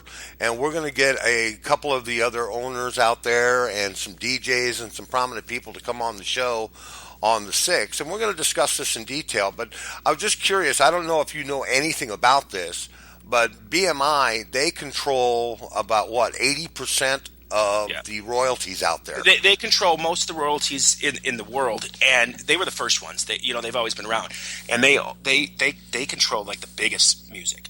And then there's ASCAP, there's SoScan, there's CSAC, and there's another one, and they are on there too. Now, what's happening is those ones, ASCAP and all them, are playing fair with the internet radio stations. BMI wants to almost 75% increase on royalties. Meaning, bullshit. Yeah, meaning something that would be, and this ain't, I don't know this to be factual, but I'm just gonna give you an example. Say if we play Motley Crue, every time Motley Crue plays, we have to write a check for 23 cents. So every band that plays, we got to write a check for 23 cents. Now, we worked everything out, and it's going to be almost $77,000 a year. That's ridiculous, and it's not going to happen. We can't do it. We make no money. We're an independent station that is rolling off our own money. So we're going to fight this somehow. We're going to send out petitions. We're going to talk to artists that are. I know you guys are signed in that, and it's not so much the record companies that's doing it. It's the publishing company. What happens is iHeartRadio used to be called Clear Channel. Okay, right. Who is the biggest fucking moneymaker in the music business? Yep. They have their lobbyists and their people and their lawyers pushing so they can be the premier and only internet radio station, which I think is wrong. Yeah, I mean, that's not fair play, first of all. And we really don't put that big of a dent into their listenership. And that's what puzzles me. I mean, we're not really, I mean, okay, we've hit over 100 before, but we've never really, not on a consistent basis. So it seems like to me that's just a little bit of an overkill. And I'm thinking that it would be the same thing. Let me see if I can put it this way. It'd be the same thing if you went into a studio to do an album, and because your last album didn't do so well, you end up having to pay the studio to record your next album, whereas the newer band that comes into the studio doesn't have to pay anything at all. Yes, and that's basically what it. That's what it, and it also becomes your percentage goes up. It's not the artist complaining. Artists deserve the money, Rob, and I agree with that. Yes. You made the music, you wrote it, you played it, you fucking deserve it. It's not them saying, a lot of the artists like internet radio because we're playing songs that maybe the terrestrial radio don't play. I played Captain Beefheart on my show last week. Who plays Captain Beefheart? Let's be honest. That's exactly it right there. Here's what's going to happen when if Clear Channel and all the other big ones, MS and all the other assholes, they start controlling the internet. Yep. And is that generic set list of terrestrial crap on the internet now, whereas where all the little state KGF Rocks and all the other internet stations, they play, like you said, they for a huge amount of money going back in royalties, but something's going back. But more important sometimes than the money is the fact that your music's being played, and you're allowed to play the freedom of what you want to play. Right. And internet radio, like we're doing here at KGF Rocks and all the other buddy of mine owns Skull Radio and all them, is we're the new craft beer. Right. We really are. I mean, InBev isn't making the sales they used to be, and a lot of the other huge breweries don't make that anymore because people are into craft beer. They like microbreweries. They like homegrown stuff. They like individuality. Right. Well, that's what these little stations do. Now you get these guys who are going to dominate by running all the little guys out and just dominate the internet radio. It's going to be the same shit. There's no different to listen to regular terrestrial radio. It'll be the same frickin' song on every hour. I mean, it'll be, and people just will tune out. Well, so then those artists will lose. Right. And that's the thing is, and I don't know how we would do it. And like, I would love to get like artists like of a bigger nature that is not so big anymore that are not getting played, and say, hey, would you be interested in helping us with this petition? Because me and Freeride, we own the station, but I'm telling you right now, in the 2 years we have it, not one penny we made. And it's not about the money for us. It is not about the money. It's about us and our love for music and our love for being a DJ, okay? You're right. If you get rid of all these little stations like there is, and there's thousands of them. Oh, yeah. People are going to start, again, be like the 50s and the 60s where you just listen to what we fucking tell you to listen That's to. Correct. That's so correct. That's what they want. They want to control the masses. And that they've already done it on terrestrial radio, and what's coming next is going to be internet radio. They're going to do to internet radio what they did to terrestrial radio. They destroyed it. They destroyed stations like KC95 and the others out there. They've literally destroyed them, and they're going to do us next, guys. Yeah, so, but you know what? Here's what I say, people. And if they do us, obviously if they raise it that much, we can't do it. And we're so sorry.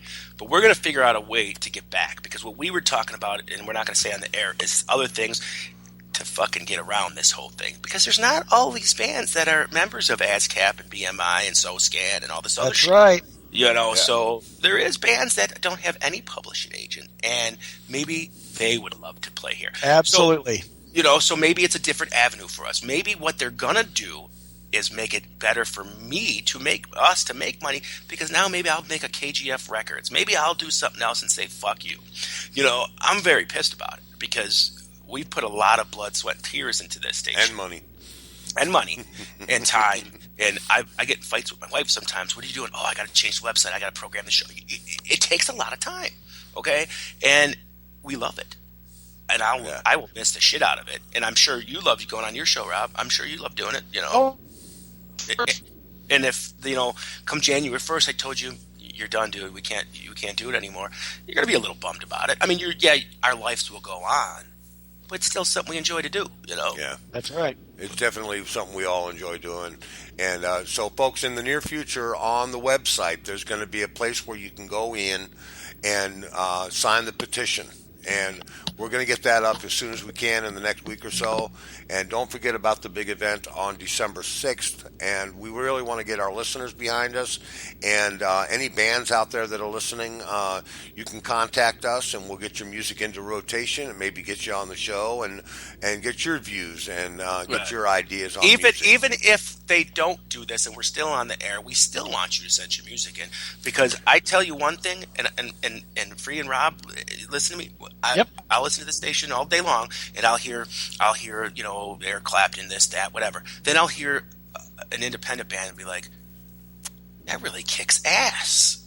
Yeah. Yep. And sometimes it's better than the fucking famous music. It's like, why ain't this band fucking making money?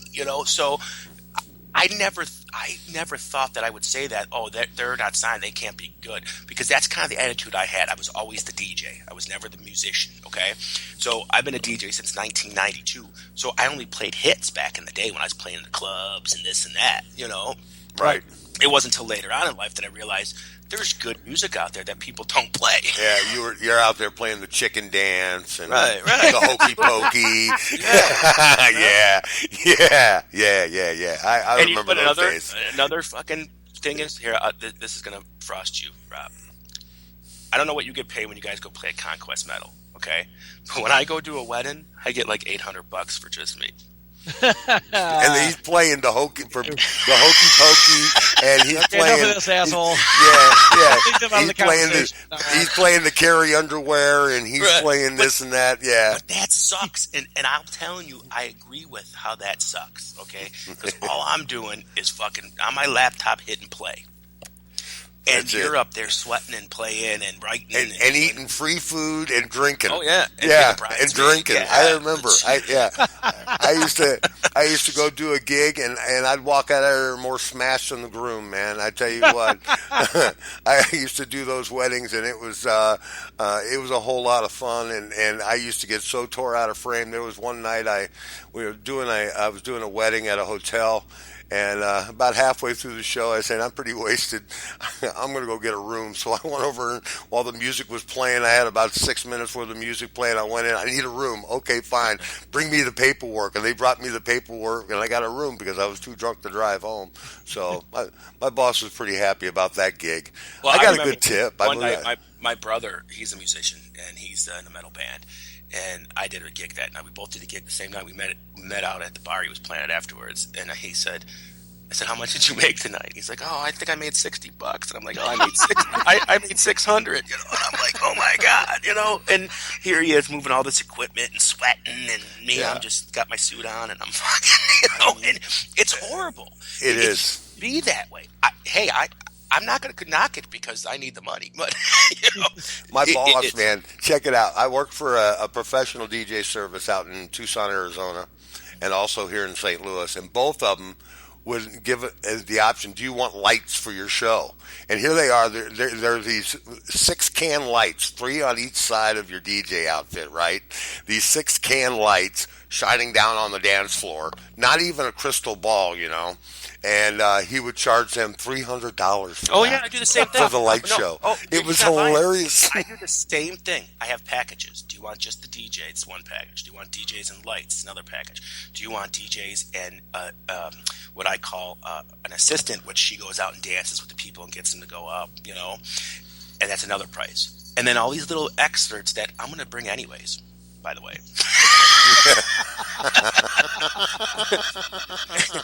Capital. Right. Capitalism. Yes. You're paying more for it. And people pay for it because it's the most important day of their life. No shit. But they won't pay for the band. Oh, what do you mean you want to charge us $1,200? That's crazy. Yeah. That's so true. I don't get it. They don't want the bands. They don't. I mean, And I've had better times at weddings with a band than a DJ. Because just because you're a DJ don't mean you're good. Yeah, that's true. That's true. I mean, I am. But, I know I was. Fuck, I was a good DJ. I'm King Guido. You know, I mean, I worked for somebody, and I was averaging $350 a gig. So it was, I had a lot of fun doing my gigs. But listen, Rob, we need to ask you, man. And and I know this is getting kind of personal, but I really don't care. What is your nipple preference? Let me see. I don't like a chick to have such small nipples that she looks like a boy or something. But I don't want them so big where like the whole end of it looks like you're falling into a black hole. I just I guess a good what do you say? A good quarter, get a good quarter, maybe $50. That's a good size. I'm a member of the itty bitty titty for the areola. Yeah, and I don't like them like you said, like the boy looking, but I do like the itty bitty titties. You like the pimple on the chest, right? No, not the bump on the log. No, I like I like them to be formed fun size. I like it when the nipple sits right up on top, man. Oh yeah. Sits right up on top, I like them when they get plastic surgery and one nipple is bigger, higher than the other. No, I tell you what, I've been fortunate because the lovely Yvette. That's one thing about Yvette. She is actually a double D. However, from when she first developed them to this day today, she has always wore a fantastic bra. She will sleep in a bra. She always wears a good bra. So the lovely Yvette, when she takes her bra off, hers stand at attention, and it looks like she has store-boughts, but she doesn't. Nice. So it also depends on if a girl, if she's bigger in the chest area, if she wears a good bra, they'll hold up, Oh, right, I know, because I saw one when I was 11 years old. My mom's best friend had big boobs, okay? And she stayed over our house one night. Well, I caught her. I opened the bathroom door, and she didn't lock it, and those things were almost to her fucking knees. and it took me a couple years to get over it. Yeah, it did. I almost thought I was going to be gay for a while because, I didn't want to look at boobs no more. But then I saw, when I was 15, I saw a pair of 15 boobs, and I was like, "Oh, I'm fucking healed." Yeah, I'm fine. I'm fine. Yep. I'm fine. And it just, you're right though, because she was one of those 60s activist people. Burn your bra, ladies, woman power. Yeah. Now, what did that burning your bra do for you, saggy butt boob? Gotta protect it. How'd that work out? Yeah, you gotta wear semi-reasonable underwear because you don't want your balls hanging down to your ankles as you're walking down the street. So it's the same thing. And gravity takes its toll if you don't careful with it. I tripped 3 times last week. I know. Kind of scary. Yeah. Sitting, all our own points, sitting way up high. And that's always the best way to put it. Always like that a lot. But listen, Rob, we're going to say goodnight to you. Okay. I want to thank you for coming on the show tonight. Absolutely. It's been very. Thanks for having me. I enjoyed it. Talk about knowing your music and knowing your artists and things like that. You and Guido were quite a matchup, and it was awesome. And you guys, I know you guys conversed for quite a while, and I just let it go, man. And it was I learned a lot. So our listeners, I hope they learned a lot too, man. Thanks for coming on tonight. Really do appreciate it, man. Oh, man, thanks for having me. I enjoy it. Like I said, I look forward to every Monday night, Yeah. So, yeah. Well, I really look forward to coming on tonight, Well, I'll watch you. I'll watch you tomorrow right until Monday Night Football because my team's playing. So. Yeah. They're playing New England, so tomorrow night is kind of big for them.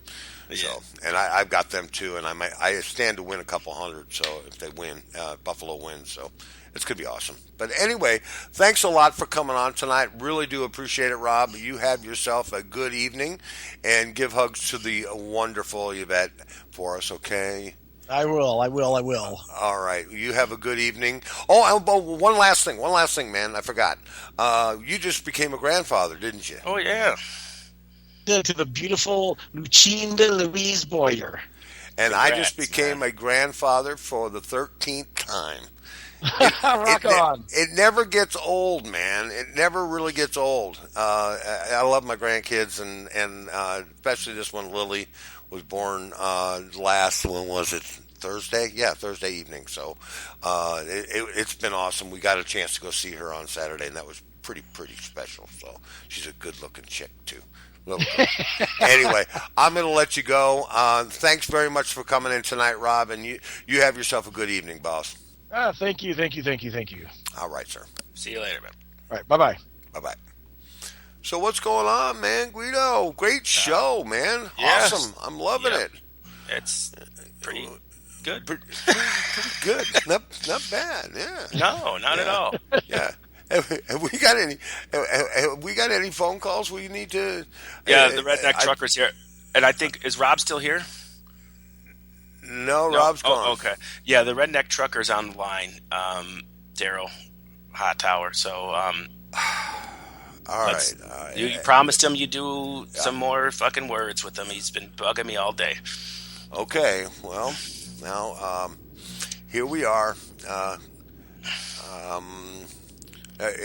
Are you there, Daryl? Yeah, I'm here. Daryl, how are you, man? I'm doing pretty damn good here today. Are you? Today's a good day, then. Yeah. Today's a good day. I bought myself a new spittoon. You got a new spittoon? Yeah. Really? I was getting sick of the Dixie cup. You know, it was kept leaking all over my drawers and shit. You know. Yeah. How's your cousin think about? What does she feel about that? Well, Amy Lou, she all right with it. You know. She's all right with it. Yeah. She, we got to go to the family reunion, but I'm a little worried. You're a little bit worried. Why? Yeah, because a couple of my exes gonna be there. Yeah, all that family there. Oh, yeah. It's kind of scary, ain't it? Yeah, I can imagine that's pretty hard. You have memories about doing, whomever, and you're walking around the family reunion with a heart on. Well, I was telling Amy Lou when I picked her up from the pancake house up over here the other day, and I was telling her, God damn it, my back is hurting, and the bitch gave me some Twinkies. I'm like, bitch, my diabetes. What you talking about? You got the diabetes, yeah. She's trying to kill me, get my life insurance policy, Yeah. and my will. She's pretty mad though because she ain't getting the truck. I'm leaving that to my brother. I see, and so we're gonna do some word association again, like we did last week. Is that okay? Can you handle that tonight? I can do that. All right. Well, let's not dawdle because we're running out of time for the show. Yeah, let's hurry it up, man. Okay. Yeah, Guido. I know, Guido. You want to get this over with, don't you? Yeah, pretty much. Yeah, I thought so. Oh, shut your damn mouth. All right. The first one is shoulder. Shoulder. Okay, let's see. Shoulder. My cousin couldn't read, so I shouldered. Okay, that was okay. Oh, good. Yeah. No, shoulder, like shoulder. Never mind. Oh. Okay. Wash. Oh, I got one. You just mad because nobody washed your baby, so you can go out. Okay. Wash. Okay. Butter. Okay. I got one. Okay. I try to get some from Emmy Lou every night, but I always say no. And who could blame her? Okay. All right, here's the fourth one. All right. Okay. All right. Wafer. Okay, I got one. I wanted to go to the tractor pull with my buddies, but they wouldn't wait for me. They wouldn't wait for you? No, they wouldn't wait for me. Ah, what a drag, man. Yeah. I'm really sorry. Them some bitches. Okay, the last one. Sodas. The fucking sodas. Let's see. Oh, I got it. My girlfriend Amy Lou likes to get kinky, and so does her sister Amy Lee. Amy Lee? Yeah. All right, man. I slept with them both, by the way. Yeah. You slept with both of them at the same time? Nah, they was in the same bed though, but I took turns. but she took turns. Yeah. I see. I see. Okay. Well, Daryl, we were short on time tonight, so I can't keep you very long. All right, Dan. You have a nice night and tell that other fucker to fuck off. You know? Yeah. Whatever, Daryl. Get out. Hang up on him. Okay, he's gone. All right. All right. Daryl, you gone? Yeah, he's gone. He's gone. What a retard. He doesn't like you, man. No, he's just jealous. He does not like you at all. I don't even give a shit because whatever. Hey, let's not talk about him. Let's talk about our classic artist of the week. First, let's talk about the nominees this week. You said earlier that it's kind of a hard one for you. It is. It is a hard one. Our Steve Miller Band, Mountain, and Great White. Definitely all three of them bands are pretty deserving, awesome. And to be a candidate, or if not a winner, of the KGF Rocks Artist of the Week. I think so. And I know who your favorite one is. Yeah, it's got to be Mountain. It's got to be Mountain. Leslie West and Felix Pappalardi and all them guys were just, I'm kind of on the borderline. Mountain's definitely not my choice, but you kind of grew up with them. Mine are definitely either Steve Miller or Great White. I'm stuck. I think I voted for Steve Miller only because I think he did more than Great White did, but I really like Great White. Right. I really, really do. Underrated band from the 80s that never got the attention because they didn't put makeup on and tease their hair like everybody else. Right. But go to vote, kgfrocks.com, and make your voice heard, okay? Yeah. We only get to vote once as members of the station, but you folks can vote every day, okay? Right, so we expect you to. Right. If you want to vote for Steve Miller one day, Mountain the next day, that's your choice. You could do that. Why not? Whatever. If you want to vote for Great White 6 times in a row, do that, please. But you folks this week voted the James Gang as their classic artist of the week. Right. Very good choice. Yep. Excellent choices. So you guys hang in there. James Gang was an awesome choice. I think with the dichotomy of all the different artists that were a part of the James Gang, and they did movies. They were on Easy Rider. Mm-hmm. They were on a couple of other albums for soundtracks. Such as what was that movie? They did Los Salidas for the movie Jeremiah, which is a kick-ass cult film. I mean, and another cool thing about the James Gang is they got Joe motherfucking Walsh in the band. Yeah, and pre-Eagles, right. When he had his own identity still. I think when Joe Walsh went to the Eagles, he lost part of himself. Of course, he made money, but I think he was better in the James Gang and on his own. He was more innovative and more creative, I think. Yeah, I think so too. I agree. Because his album, The Smoker You Drink, the whatever that shit is, the one with Life's Been Good to Me and all that, that song is a great song. Life's Been Good. And same with All Night Long. And he's got so many hits. But when he was in the James Gang, come on, Funk 49 is a badass tune, dude. Oh, sure. Even though it's a hit, right. I can never get sick of hearing that song. No, neither could I. I think. And when they worked with Tommy Bolin and did Alexis, and that album was just phenomenal. Sure. Just some great stuff. I mean, the song never hit number 1. It only hit number 8. But it did hit in the top 10, so sure. It's a great tune, and it's right up there with tells a story, just like a lot of other songs out there. So, but my favorite one, just because of the pure grooviness of it, is "Walk Away." Walk Away, yep. I just love the way he just starts up with his little guitar thing, and the band just comes in for a 3-piece, dude. They were. Yeah, they were a killer band. They really were. They enjoyed the high life for quite a while, and then they all went their separate ways, and they ended it. We were talking about bands that ended their tenure. Well, that was one of them. They said, "That's it, we're done." Well, you know what the cool thing about being the Classic Artist of the Week is, too, for our fans? And this is how it works. Okay, we have somebody like the James Gang or Great White or whatever. We have a few songs of them in there, okay? But when you get voted to be Classic Artist of the Week, some of the B-sides go in, too. The hard song, the songs that nobody ever really heard.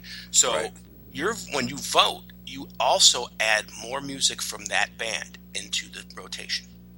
Right, exactly. And that's a cool thing because, like last night when I was putting the playlist together, I put the other big songs were Walk Away, Funk 49, all that shit was in there. But then I was putting other songs in like The Bomber and Tend My Garden, and right. I forgot about these fucking songs, man. And how good they are. So you're gonna get a fucking education on rock when you vote for your Classic Artist Week, because just because you like Steve Miller's, say, fucking The Joker, I guarantee you I'll play you a song that you've never heard before and you're gonna like. Right. Exactly. So we don't just play the hits. No, we play the B-sides. We play the stuff that you don't hear on the radio anymore. We play the stuff that you wanted to hear, not the stuff that you always get to hear. Like Zookeeper Bob said, it's like hearing it for the first time again. Yeah. So, and that, we've got a lot of great DJs at KGFRocks.com that are working hard for you. So show us some appreciation. If you get a chance, go over to the website and give us a little bit, give us a little love. And that doesn't hurt. I'm not begging. I'm just asking you, if you don't donate your dollars, donate your time and listen and tune in. While we're on the air, let me tell the people about it. You could text us now on the site from your cell phone.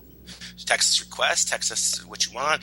When one of us are on, soon all the DJs will have this capability, but when we're on live, you could actually talk to us and it's just one-on-one, so the world won't hear it or see it.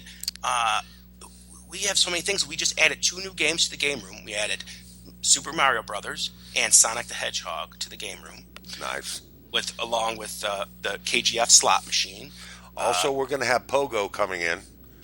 We got pool, and we got Texas Hold'em poker, so you can come to the site. And another thing, too, if you're listening to us on Spreaker right now and you've never been to the site, because of the changes in the license and royalty thing, you can't come to the site and hear the music automatically anymore. Correct. All you gotta do is click the big blue button that says play now, and the music will start. It's not that difficult. And a lot of times now, their Google disabled Flash on their browser, okay? So you got to hit it twice sometimes. But if you want to know how to turn that back on, either Google it or send me an email, and I will send you the information on how to enable Flash on your Google Chrome again. Yeah. Because that's what I do here, man. Yeah, I'm just fucking cool. Yeah, you are fucking cool. Well, listen, we're about out of time. We've beaten this one to death, and that's for sure. And I hope that the scabs come off soon.